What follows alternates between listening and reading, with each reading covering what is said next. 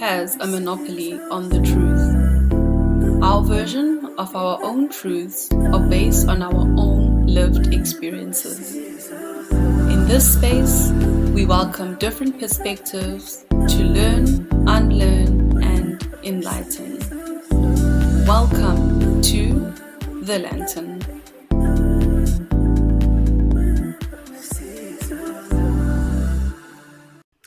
Hello, everyone, and welcome to another episode of The Lantern podcast. On today's episode, I'm joined by Arlyne Chinyanganya. Did I get it right? I feel like we Yeah, you just. did. I was like, come on, we just rehearsed this. Like, let me not sabotage it while we're recording. I'm glad I got it right. Who is the founder of From Roots to Fruits, and it's not fruits spelled like how fruits is usually spelled. It's FROOTS. So Arlyne, I don't know if you know, but I usually do let the guests introduce themselves purely because I like for people to introduce themselves from their own perspective versus a research perspective.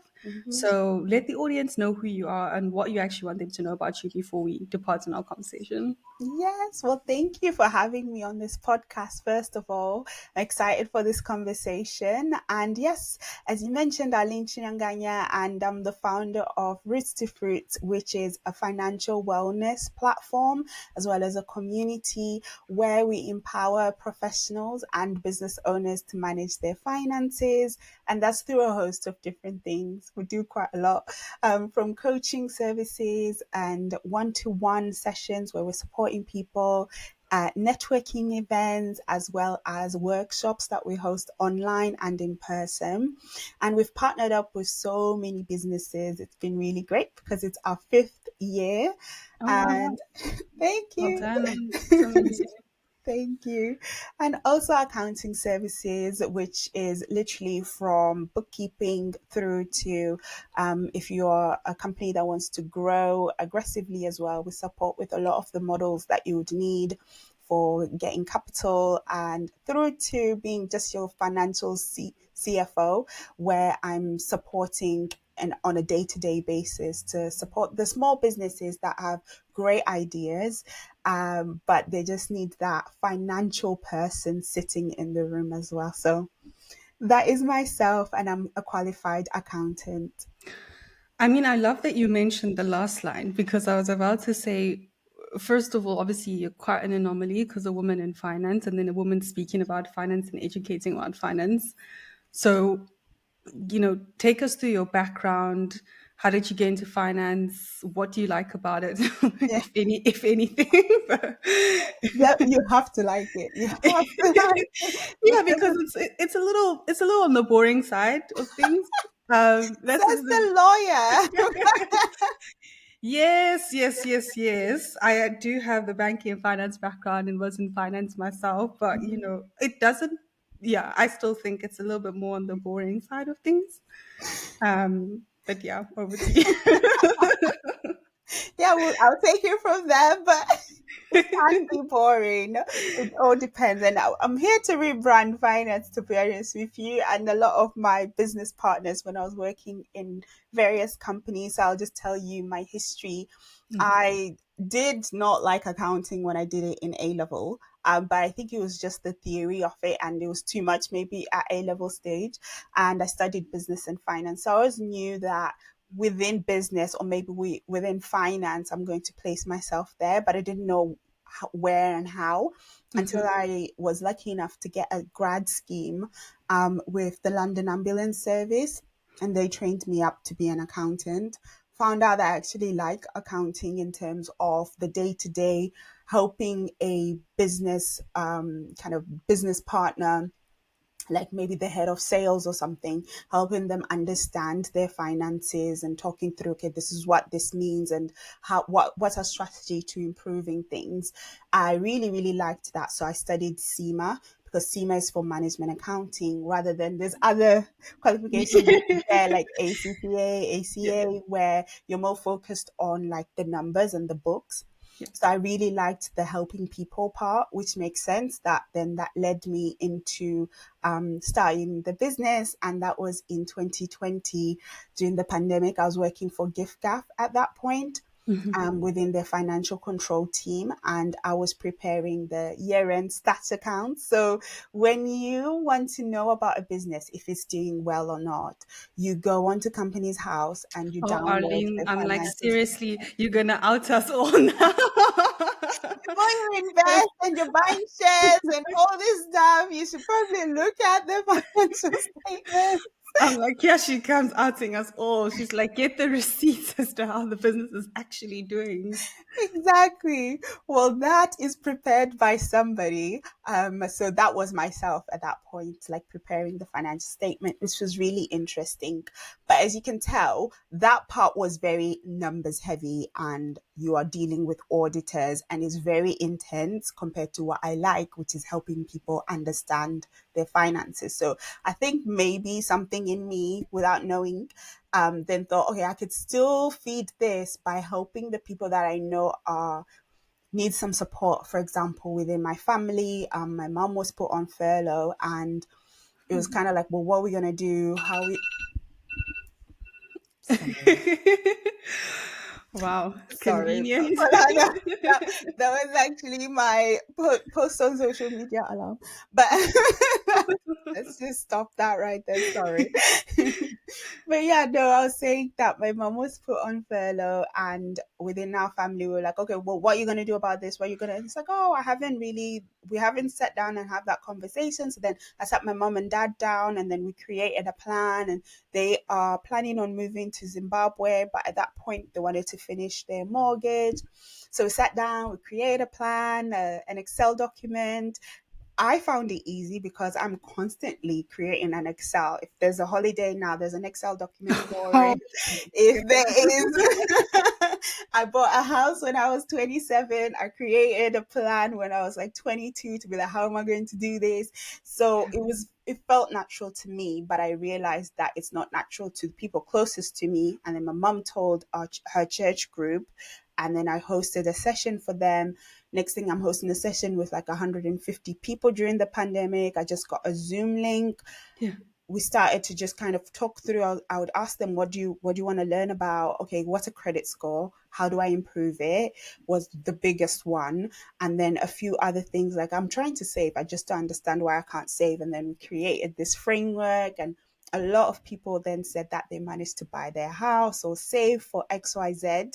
So Yeah. there was proof in what I was creating at that point without knowing that I'm creating a business. And Hmm. then I registered it in July, although we'd been doing workshops for a couple of months already. And then before you know it, I was now attending accelerator programs to understand how could this be commercial? How could I make it into an actual business? Can I leave my job that I'm happy with right now, where I'm earning whatever? I've got these responsibilities to Yeah. run a business where I felt like I don't this is completely new. So I took my time. And then at the end of 2023, I left my job at that point and then fully ran Roots to Fruits. And it's been like 18 months of just kind of like putting my all in into like, how can we better support the community with financial wellness? And yeah, so that's really been the road to getting here. It's so interesting, and I think like one thing I wanted to highlight was the financial literacy point, because I mean, if the whole church congregation is asking you like for basic advice, to my mind, it kind of highlights that we don't really get taught about finances, right? Because these are people that have gone through some sort of formal education, I'm assuming, are functioning adults with responsibilities, yet the financial piece is missing. So, in your view, why do you think there's a lack of the incorporation of financial literacy, maybe at an academic level? And I mean, I don't want to only like place the blame on academic institutions, so maybe even around the family table. Yeah. There's this taboo, I believe. I mean, depending on, because I know you are someone who probably have an international kind of audience. So I'm going to generalize in terms of where we're based right now. So in the UK, there's a bit of a kind of mystery, especially even like posting how much people are going to get paid for a role, like on LinkedIn. Only now are we seeing a lot more positions put the salary on the job advert, but there were times where you'd apply for a job not knowing what what you're going to get paid, and then you put an offer what you think you're worth, and then they counter offer that, and then you Wow. find that you're negotiating how much. So just thinking about just that piece of not understanding how much companies pay, and then you find out that your colleague might be getting paid more or less actually, and you're doing the same job, which is Hmm. why it's great that they've got equal pay kind of reports now where we can have visibility of it. But that's a small example of the mystery around finances. And then let's think about kind of banks being created, and it's in their best interest to be able to kind of like charge you interest for this but not give you that much interest for savings, but then they're charging you loans for credit cards and loans, therefore they're making money. And Yeah. all these other financial institutions, so maybe there wasn't an incentive before, but now that we're all being loud about it, and they're talking about it in governments as well, and they have been pushing for more financial education on the curriculum. I think they just need to understand how and who's going to deliver it. But there's definitely been more focus on educating people to manage their finances. But I think the history of it has been that who was going to deliver it? It's not going to be the institutions that have the capacity to do it. Mm. Banks now do it, which is great because we've partnered with HSBC in the past where we had a financial well-being expert come and talk about XYZ. Lloyd's as well, they do some stuff. But I think it's been only in the last like 5 to 8 years that they've been offering this. But yeah, so I'd say it's the history, but I can see a change. So when you spoke about those partnerships with Lloyds and HSBC, is that partnerships that they funded, community initiatives for them, the sessions to be delivered to the community for free for them to be financially literate? Oh, that's a very specific question. And no, in terms Okay. of partnerships where we did it. So the first one was where we hosted a session. Well, no, that's actually what you described. We hosted a session at the UK Black Business Show Yeah.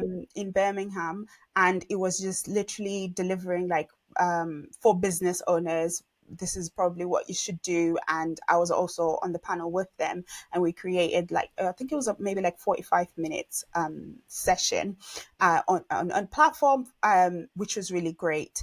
And then another session is when a financial well-being specialist came and then kind of described what is financial well-being, and they explained XYZ, and they didn't put finances towards it, but then the knowledge was available for our community, which is Okay. great.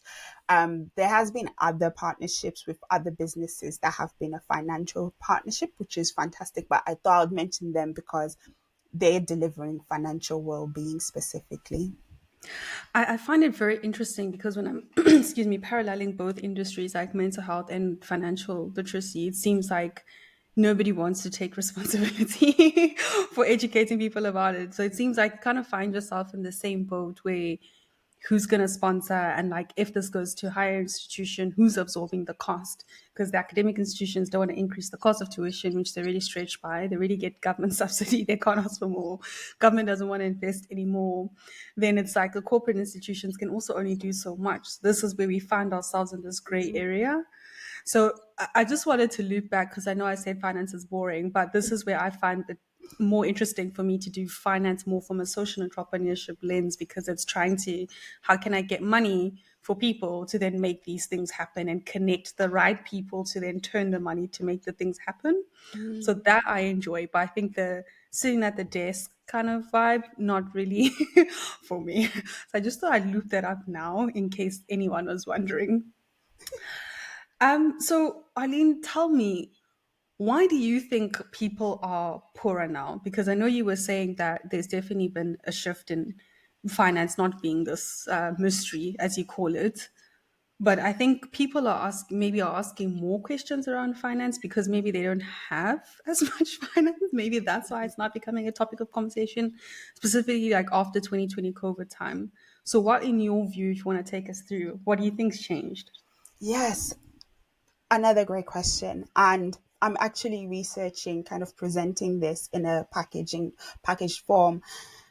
I would say it's interesting to look at. So if you're based in the UK or the Western world, maybe America, Canada, wherever you are amongst the top 1% in the world in terms of like the earnings that you actually have when you then translate it and then just kind of compare.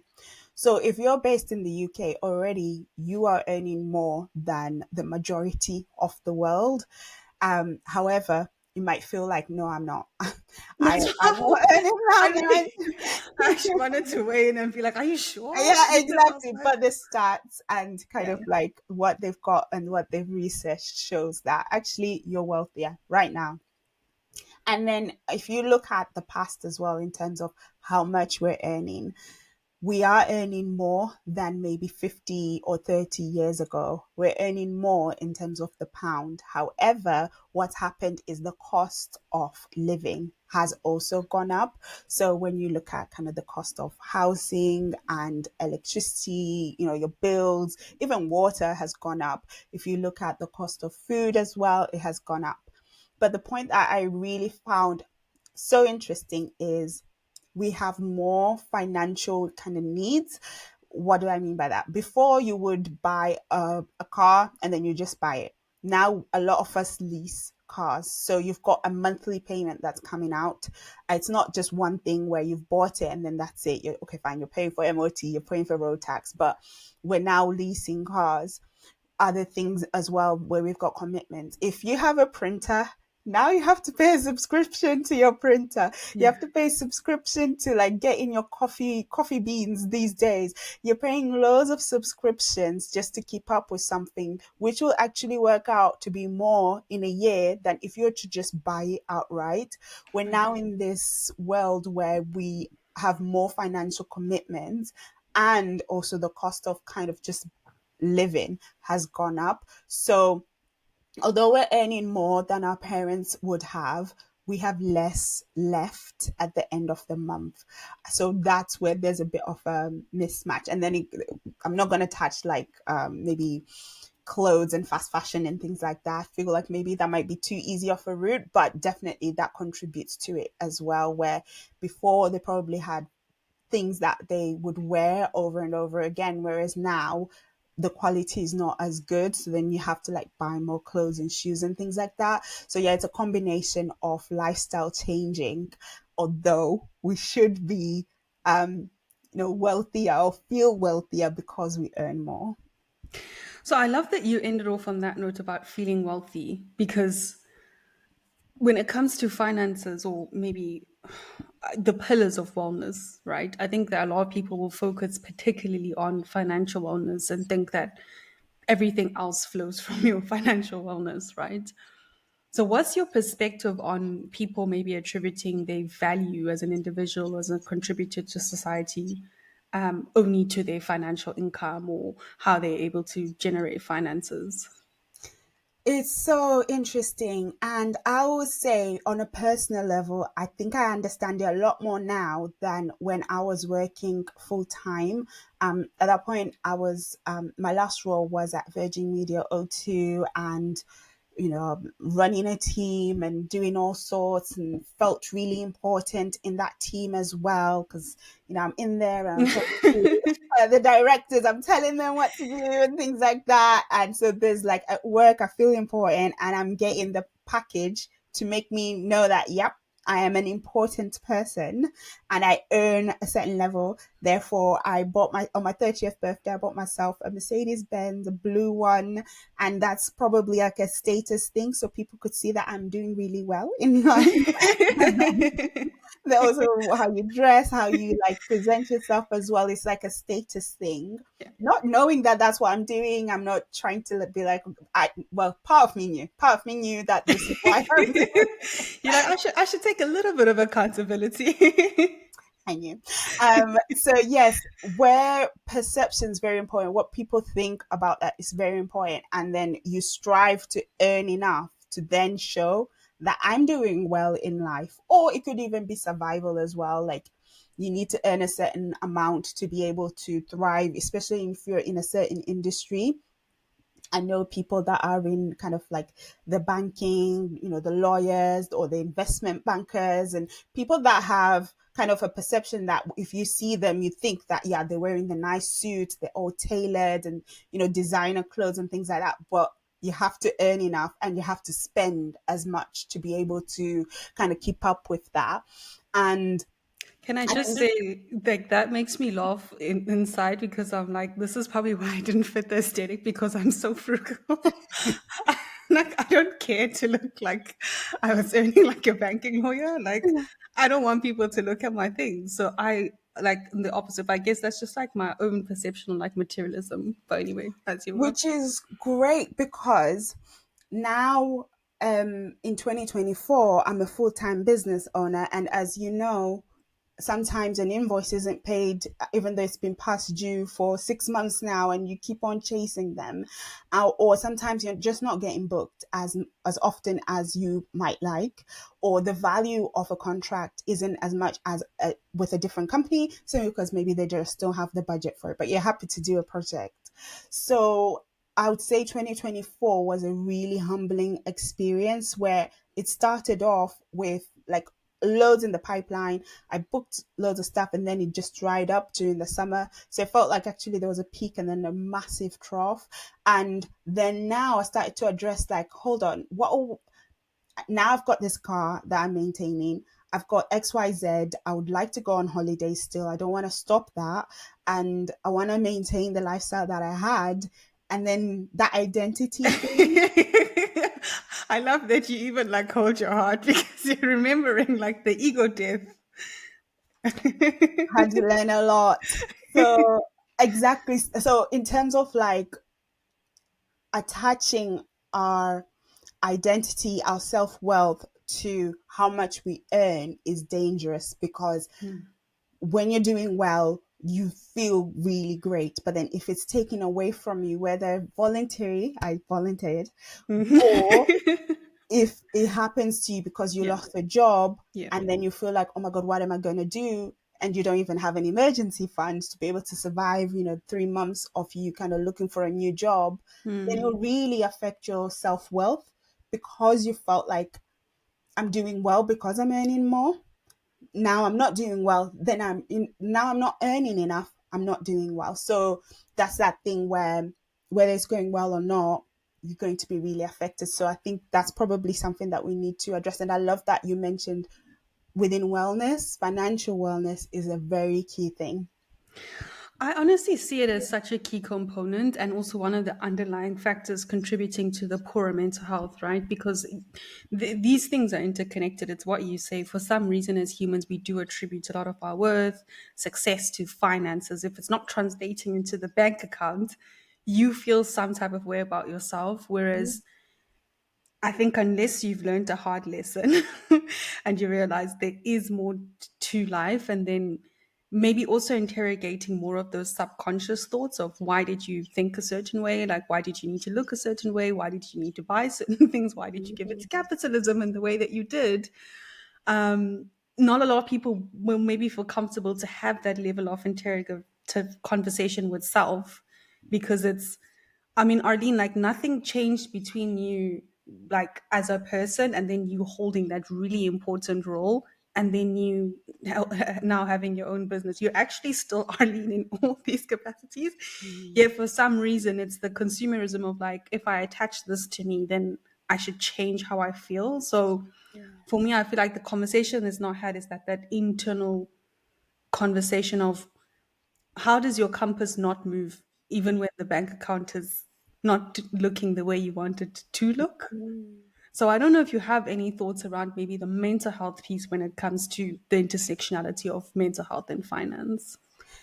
Yes, and I'll start off with not to I completely understand where maybe it's like for me to feel okay, I have to be able to pay my bills. For example, if you're getting past due letters or now someone's taking you to court because you haven't paid, that will affect your mental health because you're not able to sustain your life. And that is a big part. There's loads of studies that have been done where and it now can you can get into depression, and you're really sad and have anxiety and stuff, which then also means that I can't find a job because I'm depressed, and then now you're in a massive wheel.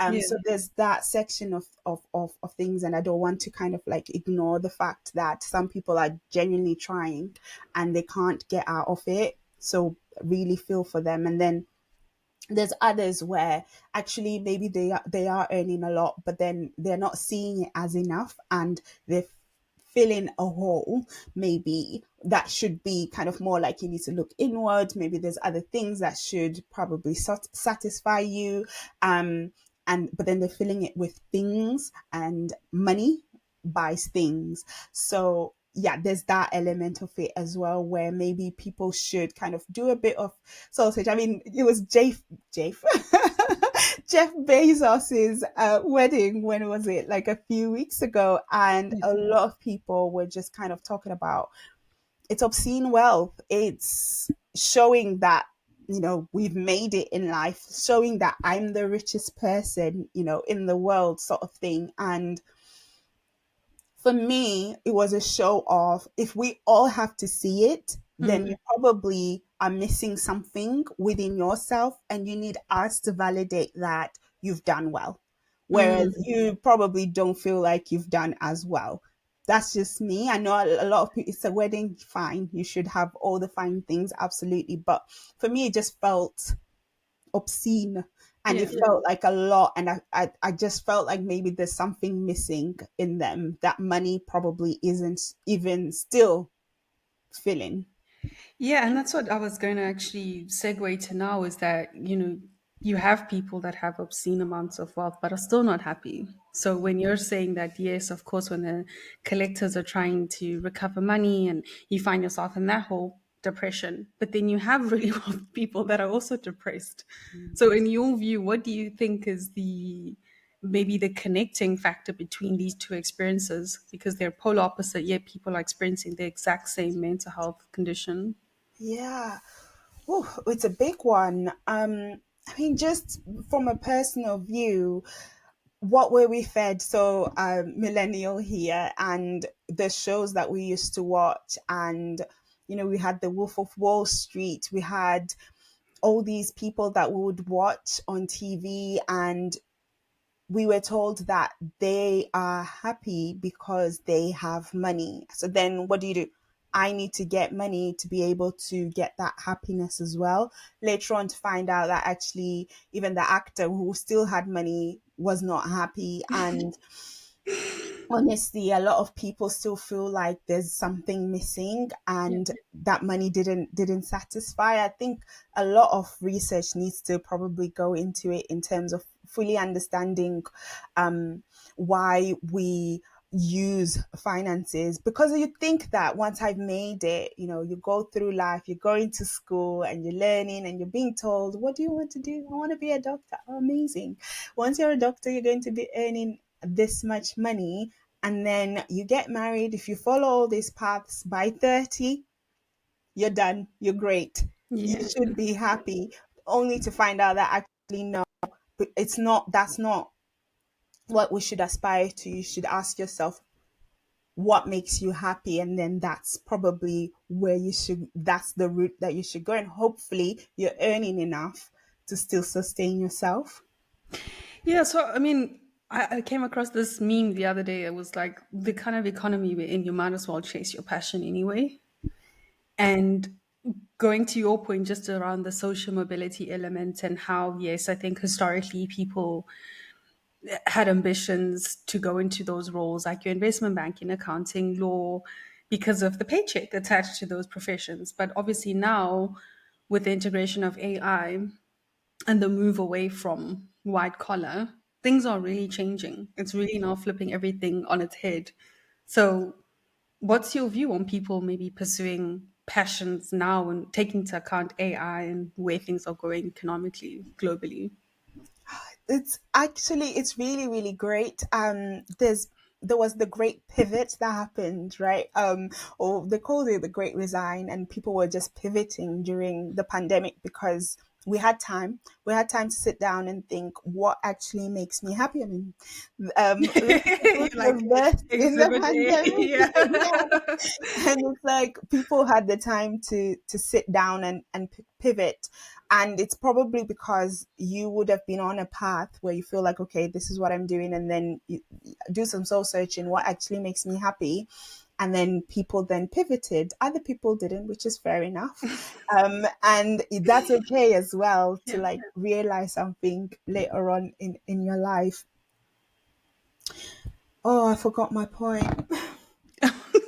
Can you repeat your question?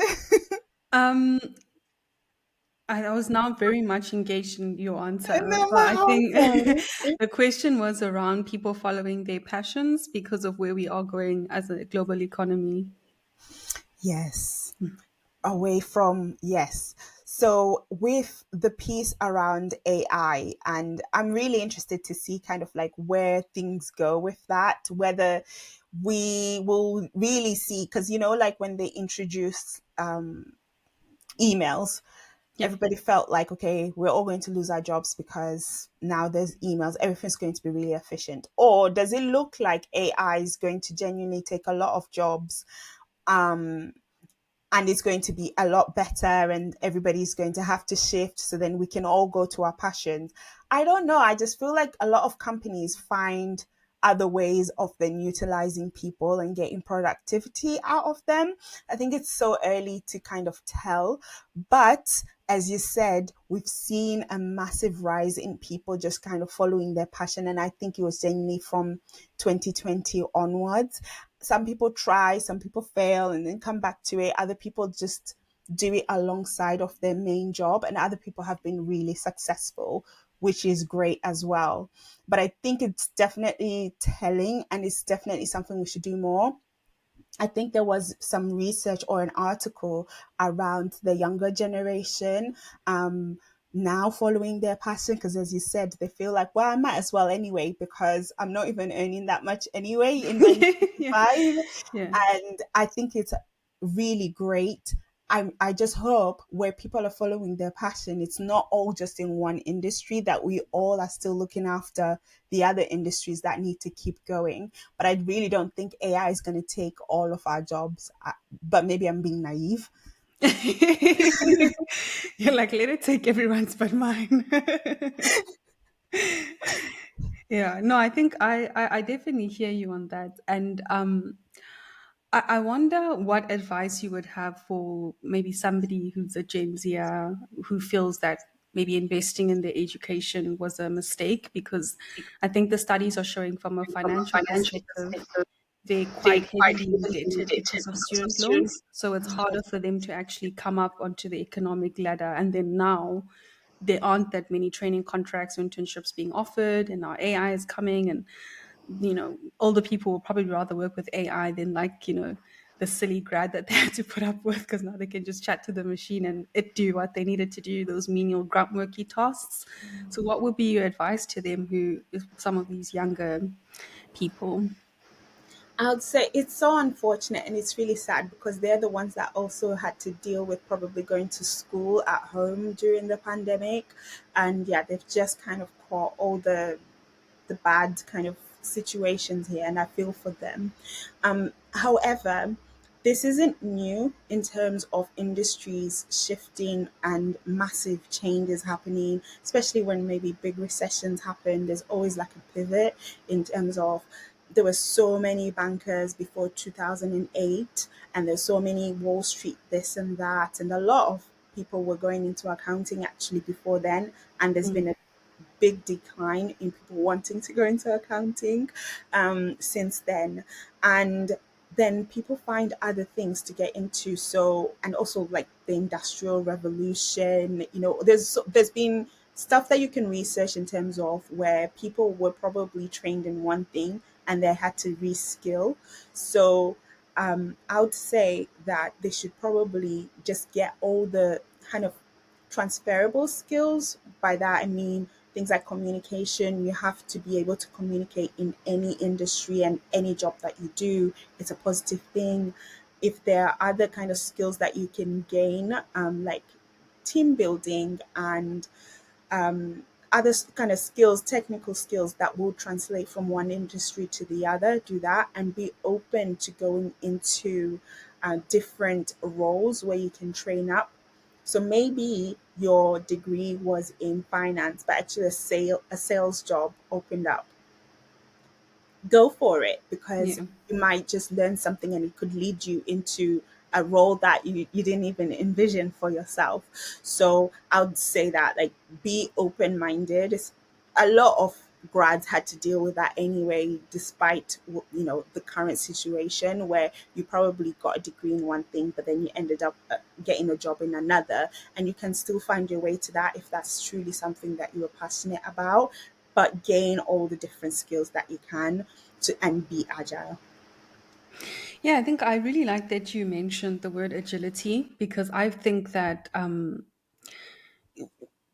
it's I think it's sort of unfair for us to expect agility from the younger generation because in what setting and context were they taught how to be agile, right? If you've made people go through a pipeline where they were taught to study in a particular way and extrapolate knowledge in a particular way and think a certain way, it's very difficult to then take the same minds and say, be agile and build a portfolio career. It's not something that it's just going to happen overnight. And for me, that's what it kind of makes me disheartened in the perception that people have when it comes to the younger generations because they'll think, oh, they're just lazy, they don't want to work as hard as we did it. And I'm like, well, you have to also contextualize their experience, right? You can't expect something from somebody that you never taught them.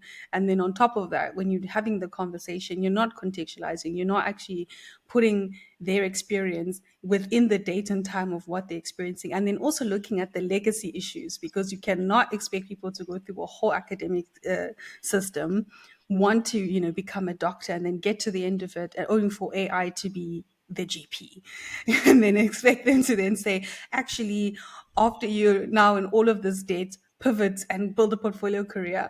I think like there's all of these unfair narratives being thrown around, which obviously in the mental health space I don't necessarily resonate with or agree with because I do think mindset is a big thing.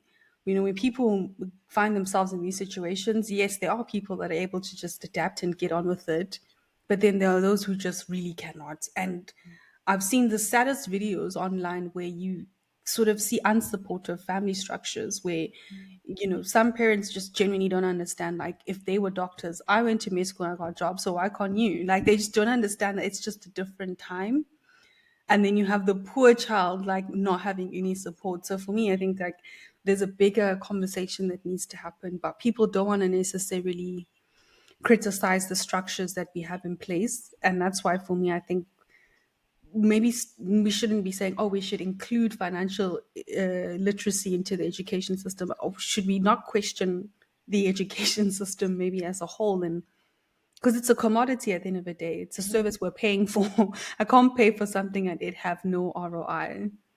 It's so true. It's so true. And you touched on a very good point where it's like, how do we combat this? And I think it should be on both ends. So one is the system, as you said, and address it in that way where, why is this happening and should we allow it to happen?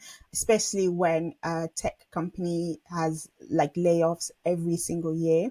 Yeah. And especially a lot of kind of like these junior roles, if they disappear, who's going to step into the managerial role in 5 to 10 years? You need those juniors to train up to get to that stage. So these companies are going to be faced with a very big issue when that time comes. Okay, they're saving a little bit right now, but there's going to be massive, massive kind of in the industries, massive gaps in having the right people in these roles. So there's that. But then if governments are seeing that all these tech companies are laying off a lot of people, maybe something should be put in place. I know capitalism means that you shouldn't be interfering with companies and what they do, but there are Yeah. employment rights, Yeah. especially great ones in Europe. So that could be something put in place to be like, at least a certain number of graduates should be, they should be guaranteed ish a role. Fine, meet the criteria, but then they should be Mhm. guaranteed a number of graduates to actually get a job, because then now it's a it's a country issue. It's a The economy gamble. is. Yeah. So yeah, there's the system end and like who should do it, and it's definitely companies and the government. And then there is a kind of individual end as well at the same time, because we have to equip people without waiting for, the powers that be to do something. Also, people need to feel like, because things change takes time, but how can we help them in the meantime? It's July. People are graduating right now. By Mm. September, what are they going to do? They need a plan of action. So I think at both ends. Yeah. And I mean, I love what you mentioned about that empowerment piece. And I would love to just get your perspective on maybe if you were a younger person living in this day and age, and with all the knowledge that you had now, and I know obviously this is like a very unrealistic scenario that I'm painting, but with, let's say you had all the knowledge you had now around like academics and the ROI and business and corporate, what would your blueprint sort of look like? I reckon it's a great, it's hard, right, when you can't put yourself into other people's shoes, which it's a tough time right now. I would say, just like probably when I also graduated, I didn't get my grad scheme for about 6 months. So I actually stayed at home for about 4 months. And that felt like I'm a failure. I haven't secured a job yet. Oh my God, another month, let alone other people that waited 2 years to get into this specific industry that they wanted to. But Yeah. I think at each point, now and then, you're going to have to be resilient and focused on what you want to do, because hopefully there is still a job and you want to be placed in the great position to be like, that's your job. And I know you're competing with thousands of other people, thousands of other applicants, and AI, and your CV is being reviewed by AI, but they don't want you to create your CV using AI. Yeah. So there's a lot happening. I appreciate that, but just do your research a little bit more. Look for mentors, look for some networks, volunteer as well. That really changed things. I had an internship before that.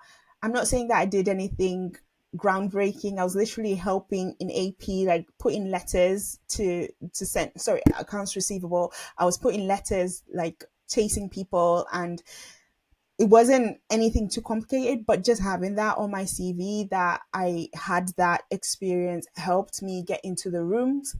And network is really important, having people that are already doing what you want to do, so then you can just gain an insight in what should I be saying at interviews. So that's maybe at a personal level. And again, being open, as I mentioned before, like maybe you can get a role in a different industry and find that you love it. A lot of people got a role in a different industry, they're thriving, and it's like, that's not what they studied. And it could feel like, no, but I did study for this, I should be in this role. It might sound unfair, but you never know. Maybe that's a pivot for you already. Um, I hope that answers it, because it's a hard one, to be honest, to address. Yeah. No, I know it's like a really sensitive question. But if I'm honest, I think that the mindset around pivoting is more of a UK mindset. Like in South Africa, we don't have these like dramatic pivots where somebody studied one thing and then find themselves in another thing. Whereas it's like only when I came here, I was like, wow, okay, so the people I'm working with didn't even study law. And then it's like, what do you mean? Like, so this wasn't your lifelong dream? Like, you didn't like go to law school and do all that work. So I think the UK in itself, and that's one of the things I think I respect about it as a jurisdiction, is that people are very responsive to whatever the economic needs are. They're not too egotistical to think, no, I studied accounting, I'm going to be an accountant. They're like, okay, I did the one thing, that's fine, but where things are going, I think I can go there and then connect that and then go over there and then maybe I can circle back to this. And I quite like that mindset, whereas being dogmatic and then trying to fit into something which is clearly not going to work, I don't think it's good for, mental health and also your mental flexibility. Hmm. Yes, I completely agree. And I think sometimes, speaking as a business owner now, where I felt like, okay, this is a pivot for me. This wasn't where my life was going to go. I expected by now to be a director of finance somewhere, but Didn't that we all? hasn't. that hasn't happened. And I think then as you said, like having the right mindset that will carry you through, and maybe I'll end up in that stage, but you need to be able to kind of just kind of move with the tides. And I was gonna kind of mention that when I let go of certain expectations in whatever season I was, I felt so much better. So with the mental health part of things, just but then if you're holding on to this is how it should look and this is where I should be, it really can affect you. Yeah, I really love that you mentioned the letting go, because I think it's important, right? I'm very much also the view that whatever's meant to be will be, but hanging on sometimes hurts much more than just like letting go. And it's as you say, you might surprise yourself if you pivot into something else. You might find that you can use your transferable skills a lot better in one industry than you ever could in another industry. Yeah. Or in some cases, you might be leaving an industry that's probably crumbling because AI is on the way. So you might be getting saved from something. But I think people are very rigid in mindset. And as I say, because for me, I still pin this down to a mindfulness issue. Not a lot of people are actually here with us in 2025, because I don't know about you, but in spaces that I'm in, there's a lot of the older people that will reference back in my day. And as soon as somebody says that, I switch off because I know you're going to be taking us back to 19, whatever. We're not there anymore. Like, we have to look at 2025 for the horrible mess that it is. We're here now. We need to fix what's in front of us. We have to work with the current facts, the current circumstances, and the data. We can't be, even with the global financial crisis, we can take lessons from what happened then, but the systemic crisis and collapse in finance then and what's happening now is also two different things. We can't say, oh, well, we got over it by doing these things, we'll be fine now. This is the tech revolution is a very different thing. So the consequences and what we're going to see coming out of it is going to be very different. But I think like it's just being mindful. And I love the fact when you were mentioning about COVID, where you said people finally had a moment for stillness. And to me it was interesting because I came across some people that were suggesting that that wasn't beneficial for some people, like having that moment of stillness, because now people realize actually I've always wanted to do this. And because also we thought we were going to die, there was a lot of the panic of like, I might as well just do what I've always wanted to do. But then some people never ended up going back to their 9 to 5 just by the fear of, if I die tomorrow, I might as well lean into my passion and good things happen. So I think we're there now where you might as well take the leap and be courageous and do what it is you feel on the inside you can do. The economy supports it anyway now, which is great. So you have an excuse. But I don't know if you had any additional thoughts on them. Oh no, you said it beautifully. To be honest with you, and but then it's not too late if someone's Yeah. still kind of, because sometimes you can go on a holiday, come back, and you're like, no, I need to put in my resignation. Or you could be like, I don't know, you could just wake up one day and just kind of decide that I want to. But I think it's promoting a bit more stillness in the way that kind of you just articulated it. That we should always find time for kind of mindfulness and to just kind of look within. Are you happy? And I know a lot of people changed other circumstances that linked to kind of the subject of finance, where we saw a lot of people getting divorced and what does that mean? And yeah, so just to make sure that am I still kind of happy within the moment that I'm in? So people should probably lean into finding moments of stillness. Yeah. So I wondered now, as we're wrapping up the episode, what practical tips do you have for people to ensure that they're financially secure? Because I think for me, that's probably like the thread in this whole conversation. It's financial security. Yes. Yes. So I would say, like, especially this year, I've just been kind of talking about these 5 key things that you should do to just get, especially if you're starting or maybe you've forgotten about a few things. But the first thing is like having a goal, understanding where you're going. I mean, if you are going to go to Manchester, you need to know what's the address in Manchester. Where am I heading to? Therefore, you can work out, okay, what's my plan? I need to go and put fuel in. I need to get some snacks, XYZ. And then now you can get on your travels. So having a goal is really important. It feels obvious, feels like you could just say your goal and then get on with it. But really writing it down, there's something magical about it where it's now set in stone, or at least now you've got a reference to go back to. So I'll start there. Like, let's set a goal for ourselves. You can still set a goal still now, and that this is your second half of the year, and then start again in 2026. First thing. Now Mhm. let's align it with what your finances actually look like. So let's set a budget. And that's not a bad thing. It's not to say you need to stop spending everything. It's actually just a tool for you to understand what's coming in versus what's going out, and then what's left at the end of the month. What are my, financial things that are committed? What are the what's the income that's coming in? Can I increase that? Where is it coming from? What do I have to pay when as well? So you've got a budget that just tells you where you're at, and that can align with your goals. So let's say I want to buy a car next year. Okay, well, I need to save a certain amount. How much can I afford to save? If you don't have it tallied up and understanding what's in and what's out, it's really hard to then set a goal that you're going to stick to. So that's the next thing that I'd say. And it's not something that you have to look at every day, maybe once a month, once a quarter, just regularly enough, depending on how often things change in your life. If things are the same all the time, fair enough. But just have something where you're like, yeah, I know what my budget is. Okay, cool. Now you've got all those basics sorted out. Let's look at our debt, because that's the thing that stresses a lot of people out more than anything.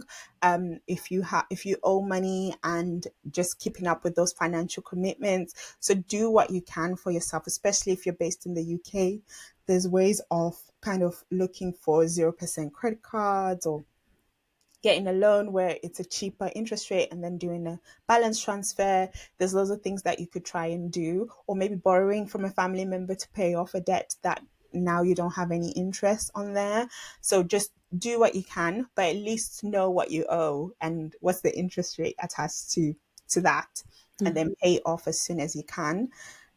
That's the first thing. Sorry, that's the third thing. And then the fourth is looking at your savings. Let's have an emergency fund, because, again, when things change, whether you want them to change, like I'm now going on holiday, or I'm taking a career break, I'm having a child, I just got a divorce, or it's involuntary, like someone's divorcing me, or I just like made redundant, or anything else that happens in life where you didn't expect it, you didn't plan for it, then at least you've got something that could get you through a time period. So that's that emergency fund that a lot of people keep talking about, or a rainy day fund, and aim for about 3 to 6 months worth. That could just kind of get you through. So that's our fourth point. And So, then, can I say on the fourth point, and I know you're going to come to the fifth one, but on the rainy day yeah. fund, because I saw a interesting conversation around how when people have now been laid off, because it's taking people a longer amount of time to find their next opportunity, that security net is running out. So, Mm, what's your advice in those circumstances? Because I think we have to acknowledge things have changed. I remember this 3 to 6 month security blanket, but now people are saying they've did all the things you just mentioned. But now, if the let's make next sure. opportunity is taking even longer to come around because of all the changes that we've mentioned in this conversation, how do you now gain that financial security? Yes, so I would say first thing, as soon as that emergency has happened, let's say it's the job, then change everything. Be as frugal as you can immediately, because we probably think that, okay, I can just keep life going because I've got my savings and I'll be okay once I get my new role. But act like actually everything's gone. And now I just need to pay off all my, I'm saying this, I wish I told myself that, like, don't maintain the lifestyle that you had before, please, because you're in a different space now. Do not spend as much as you were before. Yeah. You want to save as much as you can. I wish I told myself that at that point. Again, even though I volunteered. Mm. So I think that's one element. And then, so have as much savings as you can, have investments as well, because then you could liquidate those, although you want to keep your investment until maybe retirement. But if you've got loads of different pots, not just your emergency fund, then you've got room to kind of, you've got somewhere to go to, like, have the money that you need, especially if you even like looking after your family. Therefore, there's nothing you can do. And also get a part-time role as soon as possible before things start to feel like, okay, I'm desperate now. If you get it when you're still kind of optimistic, then at least there's something coming in, not as much as you probably had before, and that should help you out. Yeah.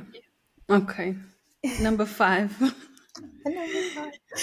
Okay, so the fifth and final point is to continue to educate yourself, and that could be around wealth building through investments, pensions, and other elements where it could help you, even insurance. Just educate yourself before you get into a big commitment. And yeah, hopefully those are the things that could help you in the case of anything changing and help you gain financial wellness. Thank you so much for sharing those. My final question for you is, what are some of the best ways of making money right now? Oh, some of the best ways of making money, I would say, is probably depending on what you do. If you are someone that is has a job and you're like, okay, I want a side hustle and I would like to invest in something. I think a lot of digital tools right now are doing well. But in that, I don't mean just creating an ebook or something like that, because that's actually a lot of hard work to then sell that ebook. I mean, if you probably understand the digital space and you spot a need and you can create something, especially through AI, then it could write the code for you and then you can package it up and then sell it en masse, because we've got social media now where you've got access to thousands or millions of people that could buy from you. Or it could be, I would say, following your passion again, because we know business is really hard. And if there's any roadblock that comes along and you feel like, okay, I want to make money right now, but then there's something that stops you, you will give up as soon as that comes about. So if you're doing something that you at least enjoy, people are making money from crazy things, making money from just jello, or making money from just creating like little things, that stickers or anything like that. So find something that you enjoy and that you're good at, and then you can kind of go from there. But other than that, the digital space, it just keeps growing. So that's where I'm seeing quite a lot of people right now have tapped into. Yeah.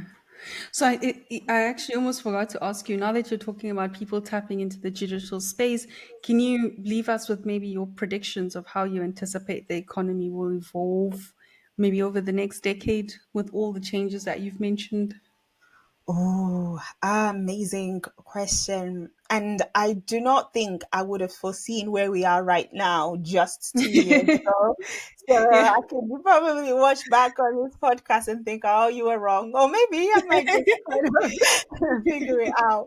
But I think there's heavy emphasis on the climate and sustainability as well, where hopefully, I know things change in the kind of political spaces where different people have different focuses. Fine, but the majority of people really want to live in a good world, a healthy world, a clean world, and there is just a shift in, well, how can we do that? Because it's really hard to achieve that. So you finding people in different spaces with different solutions. So I think there's going to be more focus on sustainability and human beings being able to live in the world in a healthy way. Okay. Interesting. I love that you ending on the ESG point, but obviously with us in the environment, I also think there's nothing more important than that, living in a healthier world. But we need to also be healthier ourselves, and all the points that we mentioned in this podcast are all interconnecting factors to us actually living healthier lives. Yes. Arlene, thank you so much for joining us on today's episode. You've really shared some great insights on financial wellness. I suspect we'll probably have you back again in the future, maybe dissecting any specific points that people want to know about. Because with finance, you and I both know there's a plethora of topics to talk about. We've just scratched the surface and trying to give people some sort of comfort that what they're experiencing is everybody's experience. Everyone is going through it as the economy is evolving and as the world of work as we know it is also changing as well. So I don't know if there's anything that you would love to leave with the audience before we wrap up.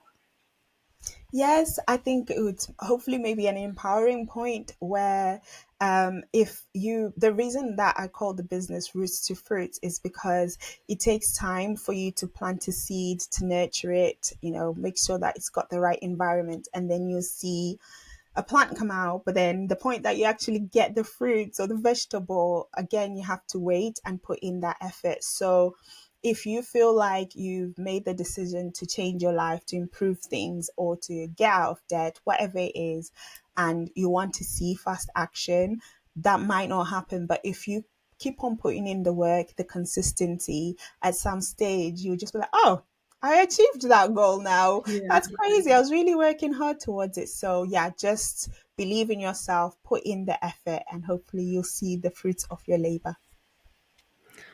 I love that. And I love that you ended off on that note because I think that's such a beautiful analogy. And yeah, I think for the audience, just keep watering our plants and our seeds, and they will continue to grow. Arlene, thank you again for your time and sharing all your insights with us on the Lantern podcast. To everyone who's listened to this episode, thank you so much, and we'll see you on the next one. Bye. Thank you.